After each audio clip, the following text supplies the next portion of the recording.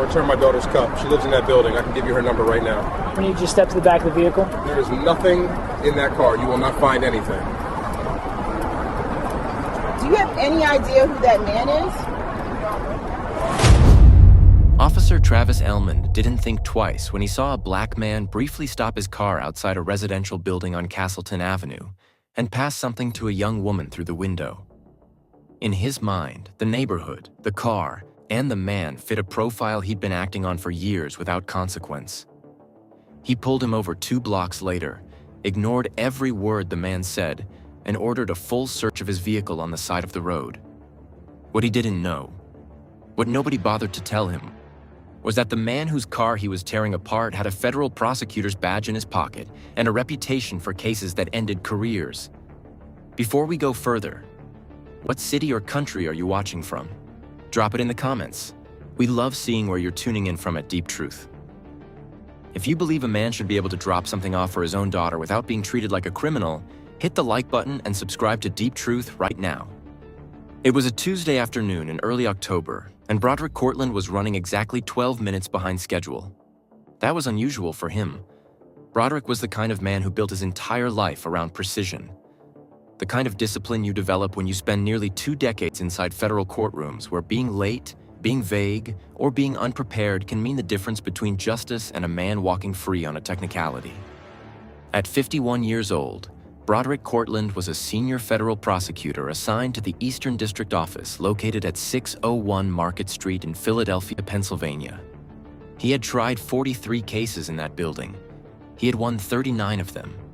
Several of those wins involved law enforcement officers who believed their badges made them untouchable. But on this particular Tuesday, Broderick wasn't thinking about any of that. He was thinking about a purple insulated cup sitting in the back seat of his silver Audi A6, a cup that belonged to his daughter, Taryn. They had done lunch together earlier that afternoon at Midtown Kitchen on Chestnut Street, a place they tried to get to at least once a month when their schedules lined up. Taryn was 24, in her second year of law school at Temple University's Beasley School of Law, and she had her father's same sharpness, the kind of focus that made professors call on her not to test her, but because her answers made other students think harder. She had her mother's warmth too, which balanced everything out. Lunch had run long the way it always did when the two of them got talking. By the time Broderick dropped her back at her apartment at 2240 Castleton Avenue in the Brewery Town neighborhood, neither of them had noticed the cup still sitting in his cup holder until she was already halfway up the front steps. She texted him before he even reached the corner. "Dad, my cup." He turned around. The whole stop lasted less than 90 seconds. He pulled up to the curb in front of her building, put his hazards on, and powered down the passenger window. Taryn came back out through the front entrance, jogged down the 3 concrete steps, leaned in through the window, grabbed the cup off the center console, said something that made them both laugh, and headed back inside. Broderick checked his mirror, signaled, and pulled back into the street. That was it. That was the entire event. From where Officer Travis Elmond was sitting in his patrol unit parked on the north side of Castleton Avenue near the intersection with Burke Street, it looked like something else entirely. Elmond had been with the Philadelphia Police Department's 26th district for 6 years. In those 6 years, he had accumulated 3 formal complaints filed against him. 2 for unlawful stops, and 1 for use of excessive force during an arrest that the department quietly settled out of court 18 months prior. None of those complaints had resulted in termination. 1 had resulted in a 3-day suspension that his union grieved down to a written reprimand. Elmond had come back from that suspension and kept working the same streets the same way because nothing that had happened to him professionally had ever been significant enough to make him change. He watched the silver Audi pull up to the curb. He watched the window come down. He watched a young woman come out of the building, lean into the car, and walk back inside carrying something. In his mind, the sequence assembled itself into something it was not. A car stopping briefly. Something passed through a window. A building he had mentally cataloged as a problem address, though there had been no active narcotics investigation connected to it in over 2 years. He reached for his radio. What Elmond did not do in that moment was consider the hazard lights. He did not consider the relaxed body language of the woman who had walked out. or the fact that the entire exchange lasted under 2 minutes and happened in full daylight on a public street with multiple people visible on the sidewalk. He did not consider any of those things because he had already made his decision before he fully processed the scene. He pulled out and followed the Audi. Broderick noticed the patrol unit fall in behind him about a block and a half after he left Castleton Avenue. He wasn't alarmed at first. Police cars shared roads with everyone else, and Broderick Cortland did not operate from a place of chronic anxiety about law enforcement, though he understood, as a black man in his 50s who had spent his career studying the intersection of race and the criminal justice system, that the anxiety other people carried was earned and rational. He adjusted his mirrors slightly out of habit and continued driving, heading toward the on-ramp that would take him back toward Center City. The lights came on at the corner of Girard Avenue. Broderick pulled over immediately and completely, bringing the Audi to a smooth stop along the curb on the right side of Girard near the entrance to a small strip of shops anchored by a pharmacy and a dry cleaner. He put the car in park, lowered both front windows, and placed both hands on the top of the steering wheel where they would be visible before the officer even reached his door. This was not panic. This was practice. This was the calculation that black professionals, black fathers, black lawyers, black men in good cars in American cities, made every single time lights appeared in their rearview mirror. Not because they had done anything wrong, but because the cost of being misread in that moment could be catastrophic. Broderick Cortland knew that better than most. He had read the incident reports. He had seen the body cam footage. He had stood in courtrooms and laid out the sequence of events that began with a routine stop and ended somewhere no one should have been. He put his hands on the wheel and he waited. Officer Elmond approached from the driver's side, one hand resting near his belt, his pace unhurried in the way that sometimes signals authority and sometimes signals something less disciplined than that. He stopped just behind Broderick's window rather than directly beside it, a positioning choice that required Broderick to turn his head awkwardly to make eye contact. License and registration. No greeting, no explanation of why the stop had been initiated. No, do you know why I pulled you over? A question that at least opens a door, even if it's a loaded one. Just the demand, delivered with the flat tone of someone who had already decided the shape of the next several minutes. Broderick kept his voice steady and his movements slow. My wallet is in my inside jacket pocket. I'm going to reach for it. He announced it clearly, the way you announce things when you understand that the person in front of you may not extend you the benefit of ordinary assumptions. He handed over his license, reached into the glove box with the same deliberate calm, and produced the registration. Elmond took both without acknowledgement and walked them back to his patrol unit. While he waited, Broderick sat with his hands back on the wheel and looked straight ahead. The pharmacy across the street had a small bench out front where an older woman was sitting with a shopping bag at her feet. A man walking a dog had slowed down on the sidewalk behind him, watching. 2 teenagers on the corner had their phones out. Elmond came back 3 minutes later. He handed the documents back through the window, but he didn't step away. Step out of the vehicle, sir. Broderick turned to look at him directly. Can you tell me why I've been stopped? Step out of the vehicle. I'd like to understand the reason for the stop. Sir, out of the vehicle, now. There was no legal violation Broderick had committed. No traffic infraction, no equipment issue, nothing that had occurred between Castleton Avenue and this corner that justified a traffic stop, let alone a demand to exit. He knew that, but he also knew that the camera on Elmond's chest was recording, that the people on the sidewalk were watching, and that the most important thing he could do right now was remain exactly who he was. Composed, clear, and cooperative, while everything around him was documented. He opened the door and stepped out. Broderick Cortland was standing on the sidewalk on Girard Avenue, with both hands visible at his sides, and he was doing the thing that took more discipline than most people would ever understand. He was staying completely calm while being treated like a criminal for no reason at all.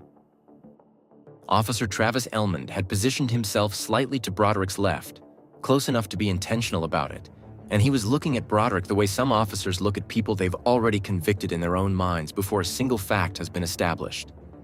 His body language wasn't aggressive in the loud and obvious way. It was dismissive. It was the particular kind of dismissiveness that communicates, without a single word, that nothing you say is going to matter here. "I'm going to ask you again," Broderick said, keeping his voice even. "What is the reason for this stop?" Elman didn't answer the question. Instead, he asked one of his own. "Where are you coming from?" Broderick recognized the technique immediately. Answer a question with a question. Keep the subject responding, keep them slightly off balance, and never give them the legal footing they're looking for. He had seen it documented in complaint after complaint that crossed his desk at the Eastern District Office. He had used those very patterns as evidence in cases. He answered anyway because he had nothing to hide and because the body cam on Elman's chest was still running. "I had lunch with my daughter at Midtown Kitchen on Chestnut Street earlier today. After I dropped her off at her apartment on Castleton Avenue, she realized she'd left her cup in my car. I went back to return it. She came out, grabbed it through the window, and went back inside. That's the entirety of what you observed." Elmond listened to all of that with the expression of a man who had already stopped listening somewhere around the third word. He tilted his head slightly and said, "You were observed passing an object through a vehicle window outside a known address." Broderick looked at him steadily. "I handed my daughter her cup. She's a law student at Temple. She lives in that building. I can give you her number right now if you'd like to call her." Elman didn't respond to that either. He took a half step back and looked at the Audi. "I'm going to conduct a search of your vehicle." "On what basis?" "Reasonable suspicion." Broderick kept his voice completely flat. "Reasonable suspicion of what, specifically?" Elmond had already moved toward the car. He wasn't engaging with the question because engaging with the question would have required him to construct an answer that could hold up to scrutiny, and somewhere underneath the certainty he was projecting, there was nothing solid to build that answer on. What he had was a black man, a car, a residential building, and something passed through a window. That was the entire foundation. And rather than examine that foundation for a single moment, he was proceeding as though it were concrete. A second unit arrived within 4 minutes. The officer who stepped out was younger than Elmond, quieter in his manner, and he positioned himself near the rear of the Audi without saying much. He was there as backup, and he was doing what backup officers sometimes do in these situations. He was deferring to the officer who initiated the stop, which meant that whatever Elmond had already decided, this second presence was now reinforcing it without independently questioning any of it. Broderick stood on the sidewalk and watched Elmond go through his car. He watched him open the center console, move through the glove box a second time even though the registration had already been retrieved from it, check the back seat, and crouch to look under the front seats. There was nothing in that car. There had never been anything in that car except the ordinary contents of a man's daily life. A laptop bag on the back seat, a legal notepad, a phone charger, 2 pens, a receipt from the parking garage at 601 Market Street dated that same morning, and the empty cup holder where his daughter's cup had been sitting 2 hours earlier. Elmond found all of that, and he kept searching anyway. The small crowd that had begun forming hadn't dispersed.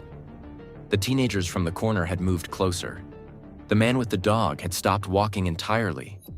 A woman who had come out of the dry cleaner with a plastic-wrapped coat over her arm was standing near the entrance watching, and she hadn't gone back inside.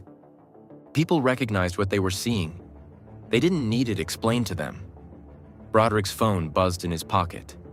He didn't reach for it. Elmond came back from the car and stood in front of Broderick again. He hadn't found anything because there was nothing to find, and yet the energy coming off him had not shifted in the direction of acknowledgement or reconsideration. What Broderick noticed, and what the body cam was capturing from Elmond's own chest, was that the officer's jaw had tightened slightly, the way it does when someone has committed to a version of events and reality has failed to cooperate. "What's in the bag in the back seat?" "My work bag. It contains a laptop, case files, and legal documents related to my work." "What kind of work?" Broderick paused for just a half second, not out of hesitation, but out of the particular discipline required to answer a question simply when everything in your training and experience is recognizing the shape of the injustice unfolding in front of you. "I'm an attorney," he said. Ellman's expression didn't change. "I'm going to need to look in the bag. That bag contains privileged legal materials." "Sir, I have the right to—" "You do not have the right to search privileged legal documents without a warrant, and you know that." Broderick said it quietly, without heat, in the same tone he used when correcting a factual error in a courtroom. Not confrontational, precise. Ellman stared at him for a moment. Then he took out his notepad and wrote something down. What he wrote, the body cam would later confirm, was nothing connected to any actual legal justification. It was the performance of process in the absence of substance. The whole stop had now stretched past 20 minutes. 20 minutes of a man standing on a public sidewalk next to his legally parked car, having explained himself clearly and completely, having produced every document requested, having offered every reasonable form of verification available to him, while an officer who had initiated a stop on no lawful basis continued to treat the absence of evidence as a reason to keep looking rather than a reason to stop. The woman who had been standing in front of the dry cleaner had her phone raised now. So did one of the teenagers. So did a man who had pulled over in a white pickup truck and rolled down his window to watch. Whatever Ellman had imagined when he pulled out of his parking spot on Castleton Avenue and followed that silver Audi, whatever outcome he had been moving toward. It was not this. It was not a sidewalk full of witnesses and recording devices and a man who had not raised his voice once, whose hands had never left where they could be seen, and who was looking at him with the patience of someone who already knew exactly how this story was going to end. What broke the standoff wasn't Ellman having a change of heart. It was a voice from the steps of the apartment building 2 doors down from the dry cleaner. A woman who had walked up from the direction of Castleton Avenue and had apparently been watching for longer than anyone realized. "Travis." Her voice wasn't loud. It didn't need to be. "Do you have any idea who that man is?" The woman who had spoken was Rosalind Silva. She was 63 years old, and she had lived in the Brewerytown neighborhood for 31 of those years. She knew every block between Castleton Avenue and Girard the way you only know a place when you have walked it in every season and every kind of weather. She had raised 2 sons in this neighborhood, buried a husband in this neighborhood, and watched it change in ways that were sometimes good and sometimes not. She was not a loud woman by nature. She was not the kind of person who inserted herself into situations that didn't concern her. But she'd been standing near the entrance of her building when Broderick's car first pulled onto Castleton Avenue that afternoon, and she had seen the whole thing from the beginning. She had seen Taryn come down the steps. She had seen the cup. She had seen Ellman pull out and follow the Audi. And she had put on her coat and walked the 2 blocks to Girard Avenue because something in her did not allow her to stand in a doorway and watch what she knew was coming without doing something about it. She walked past the teenagers with their phones. She walked past the man with the dog. She stepped around the woman from the dry cleaner and moved directly toward Officer Ellman with the unhurried certainty of someone who had long since stopped being intimidated by uniforms. Ellman turned to face her. "Ma'am, I need you to stay back. This is an active—" "I heard you the first time," Rosalind said. She wasn't being rude. She was simply not stopping. She came to a halt about 4 feet from Ellman and looked at him with the kind of directness that older women in certain neighborhoods have earned through decades of watching things go wrong and being ignored when they tried to say so. Then she looked past him at Broderick, and something moved briefly across her face. Not pity, because Broderick Cortland was not a man who invited pity, but recognition, and something close to quiet outrage on his behalf. She looked back at Ellman. "That man," she said, gesturing toward Broderick with a small, deliberate motion, "is Broderick Cortland. He is a senior federal prosecutor with the Eastern District of Pennsylvania. That young woman you saw at the window is his daughter. She lives in my building. They had lunch together today. She forgot her cup in his car. He came back to give it to her." She let that sit for exactly 1 second. "That is what you stopped him for." Ellman said nothing. Rosalind wasn't finished. "I've seen him at that building more times than I can count. I've spoken to that girl in the hallway. I've seen him help her carry groceries up the steps." Her voice hadn't risen. If anything, it had dropped slightly, which made every word land harder. You followed that man from Castleton Avenue because of what you thought you saw, and what you thought you saw was a black man in a car. That's all it was. The sidewalk had gone very quiet, not silent. There was still street noise, still the low sound of traffic moving on Girard. But the people watching had stopped shifting and murmuring. Everyone was still. Broderick had not moved. He was standing exactly where he had been standing for the last 23 minutes, hands at his sides, watching Elmond with an expression that was almost impossible to read, unless you understood that the stillness on his face was not passivity. It was discipline. It was the practiced composure of a man who had spent 19 years in rooms where the stakes were high and the pressure was designed to make you crack, and who had learned that the most powerful thing you could do in those rooms was refuse to. Elmond looked at Broderick. Something was moving behind his eyes. Not remorse, not yet, possibly not ever, but the first real evidence that the certainty he had been operating from for the last 23 minutes had developed a crack in it. He looked down at the license he was still holding, Broderick Cortland. He looked at the registration, same name. He looked at the work bag in the back seat that he had tried to search and been legally and correctly refused. He looked back at Broderick and said nothing. Broderick spoke first. His voice was level and quiet, the kind of quiet that carries further than shouting. I told you exactly what happened. I told you when you first approached my window. I told you when you asked me to step out. I told you when you asked where I was coming from. Everything I said was accurate and verifiable, and you chose not to verify any of it. He paused for just a moment. Your camera has been running this entire time. That last sentence was not a question. It was not a threat. It was a statement of fact delivered by a man who understood evidence, understood documentation, and understood precisely what that footage contained. 23 minutes of a legal stop with no lawful basis. 23 minutes of a man explaining himself clearly and being ignored. A search conducted on a vehicle with no probable cause. An attempt to access privileged legal materials without a warrant. All of it recorded. All of it time-stamped. All of it retrievable. Elmond took one step back, then another. Rosalind Silva turned and walked back the way she had come, past the teenagers, past the man with the dog, back toward Castleton Avenue. She didn't look back. She had said what she came to say. Broderick picked up his phone, which had buzzed 4 more times during the stop. He looked at the screen. 2 missed calls from the office. 1 text from Taryn that said, "Dad, are you okay? Someone in the building said there's police on Girard." He typed back 3 words. "I'm fine. Coming." He got back into the Audi. He started the engine. He pulled smoothly away from the curb and drove. Behind him, Officer Travis Elmond stood on the sidewalk on Girard Avenue with the body cam still running on his chest.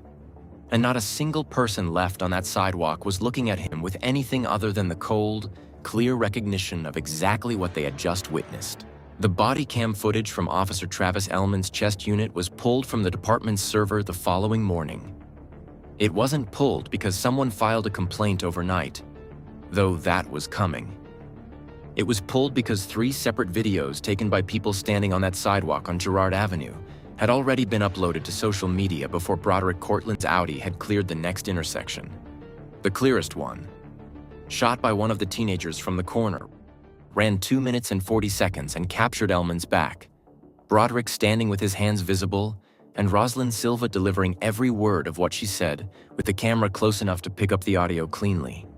By midnight that Tuesday, it had been viewed over 400,000 times. By Wednesday morning, it had crossed 2 million. The Philadelphia Police Department's Internal Affairs Division opened a formal review of the stop by 9 o'clock Wednesday morning. They didn't have a choice. The footage request came from 3 directions simultaneously: Internal Affairs, the department's legal office, and an outside inquiry that the department's communications team was not prepared for. That 3rd inquiry came from the United States Attorney's Office for the Eastern District of Pennsylvania, where several of Broderick Cortland's colleagues had seen the video on their phones before they finished their first cup of coffee.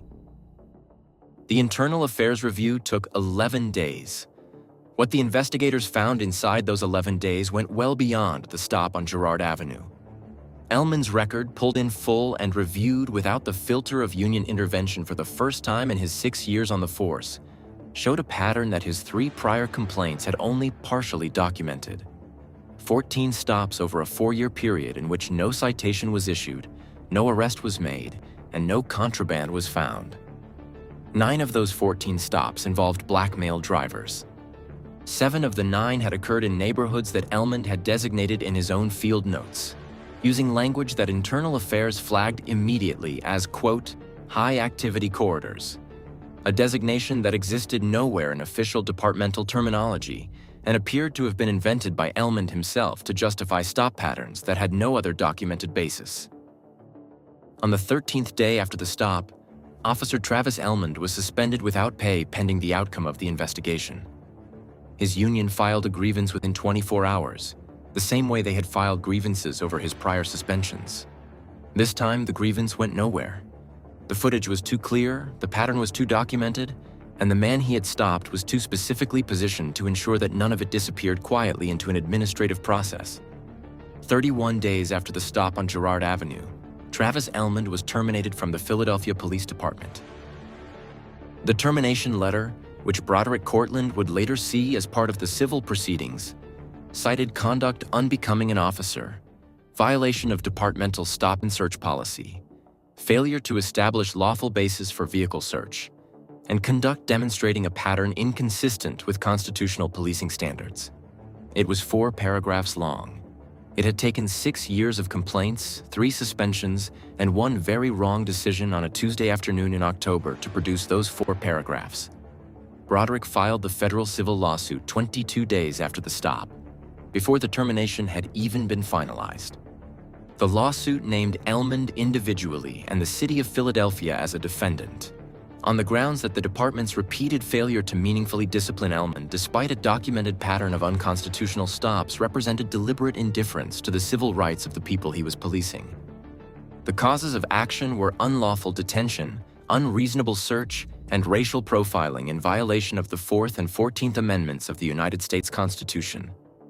Broderick did not hire outside counsel. He knew every attorney in the Eastern District worth knowing, and the lawyer who agreed to take the case had argued civil rights violations at the federal appellate level 14 times. Taryn Cortland gave a written statement to Internal Affairs investigators during the review period. She described the lunch, the forgotten cup, the text she sent her father, and the moment she came out of the building and leaned through the window to retrieve it.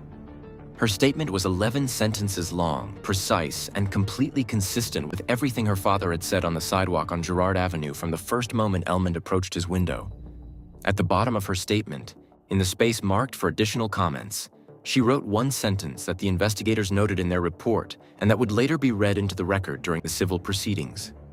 It said, "My father told me exactly what to do if this ever happened. He told me years ago. That tells you everything." The Eastern District's press office released a formal statement 8 days after the stop. It was measured in its language the way institutional statements always are, but what it said underneath the careful wording was not measured at all. It confirmed Broderick Cortland's position, his tenure, and the nature of his work. It noted that the office was aware of the incident and was monitoring the department's response. It closed by stating that the Eastern District remained committed to the equal protection of every person within its jurisdiction, without exception. That last line was written by Broderick himself. Rosalind Silva was contacted by 2 local television stations and a national news outlet in the week following the video's spread. She declined all 3 interviews. She had said what she had to say on a sidewalk on Girard Avenue, and she didn't feel the need to say it again in a television studio. She went back to her building, back to her hallway, back to her neighborhood, the same neighborhood where she had watched things go wrong for 31 years, and where on one Tuesday in October, something had gone differently. Broderick Cortland was back at his desk at 601 Market Street the morning after the stop. He had cases to prepare, hearings to attend, and a legal notepad that still had notes on it from the week before. He did not take a day off. He did not release a public statement of his own. He let the footage speak. because he had known from the moment he placed his hands on top of that steering wheel that the camera was running, and he had conducted himself accordingly from the first second to the last. The cup Taryn left in his car is still sitting on her kitchen counter on Castleton Avenue. She hasn't lost it since. If this story showed you that a badge is not a pass to violate someone's rights, and that accountability will always catch up, then hit the like button, share this video, and make sure you are subscribed to Deep Truth. Every story we tell is a reminder that the truth has a way of coming out. We will keep telling it,